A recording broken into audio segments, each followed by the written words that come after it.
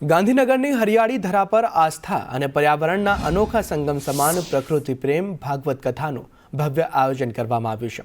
પ્રકૃતિ ધામ ખાતે 1 થી 7 ફેબ્રુઆરી સુધી ચાલનારી આ કથા માત્ર ધાર્મિક પ્રસંગ નથી, પરંતુ પ્રકૃતિના સંવર્ધન માટેનો એક મહાયજ્ઞ છે। પૂજ્ય ભાઈ શ્રી રમેશભાઈ ઓઝાના અધ્યક્ષસ્થાને યોજાયેલ રહેલી આ કથાનો મુખ્ય લક્ષ્ય વર્તમાન સમયમાં પર્યાવરણને નુકસાન પહોંચાડતા પરિબળો સામે લડવાનો છે। વેસ્ટર્ન એગ્રીસીડ્સ અને નેચર ફર્સ્ટ દ્વારા આયોજિત આ ભાગવત કથામાં પ્લાસ્ટિક મુક્ત ધરતી માટેના પ્રયાસો અને કાર્બન ઉત્સર્જન કેવી રીતે ઘટાડી શકાય તે અંગે જનજાગૃતિ ફેલાવવામાં આવશે। કથાના અંતિમ દિવસે ઉપસ્થિત તમામ શ્રોતાઓ પોતપોતાના વિસ્તારમાં 5 વૃક્ષો વાવવાનો સંકલ્પ લેશે, જે એક દ્રષ્ટાંતરૂપ પહેલ બની રહેશે।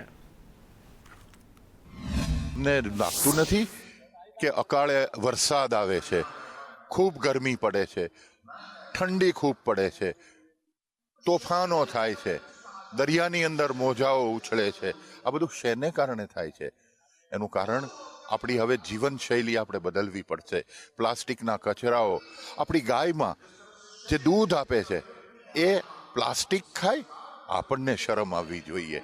આપણે બચવું હોય તો એને પ્રેમ કરો, એ જે એક વિચાર અમારે લોજિકલી અમને આવ્યો કે ભાઈ પ્રકૃતિ તો માં હોય તો માને પ્રેમ કરાય, એટલે એનું અમે આ વિચાર આંદોલનનું નામ રાખ્યું પ્રકૃતિને પ્રેમ કરો। પૂજ્ય ભાઈશ્રીનો પણ આગ્રહ હતો કે આપણે પ્રકૃતિને પ્રેમની ભાગવત કથા જો કરતા હોય તો કોઈ જાતની આપણે વ્યવસ્થા એવી રાખો કે જમીન સાથે મળેલા અને વૃક્ષોની નીચે આપણે કરવી, એવી એમની ભાવના હતી અને એ અમે આજે પૂરી કરી છે।